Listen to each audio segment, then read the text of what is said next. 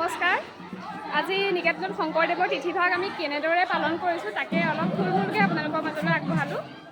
মই বনাই আছোঁ ভাপত দিয়া পিঠা আৰু এইফালে গাৰ্জেনসকলে বনাই আছে মিঠৈ। এনেকৈয়ে সকলো কামে কামে লাগি আছে। আনফালে আমাৰ শংকৰদেৱ আৰু মাধৱদেৱৰ ওপৰত কুইজ প্ৰতিযোগিতা আৰম্ভ হৈ গৈছে।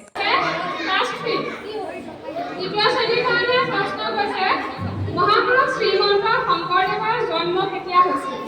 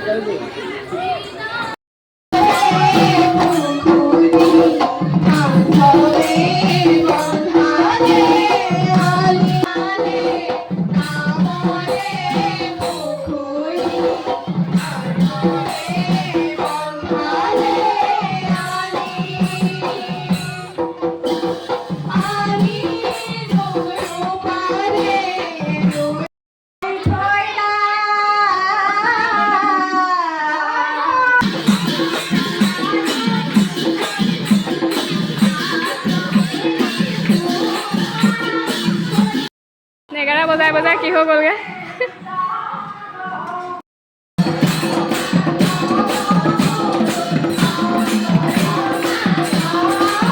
শেষত এয়া প্ৰসাদ বিতৰণ কৰা হ'ল।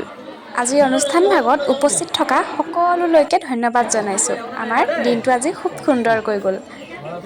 এটা সৰু ভিডিঅ'ত সকলোবোৰ দেখুওৱাটো সম্ভৱ নহয়, তথাপিও থুলমূলকৈ হ'লেও মই ধৰি ৰাখিবলৈ চেষ্টা কৰোঁ এই স্মৃতিবিলাক।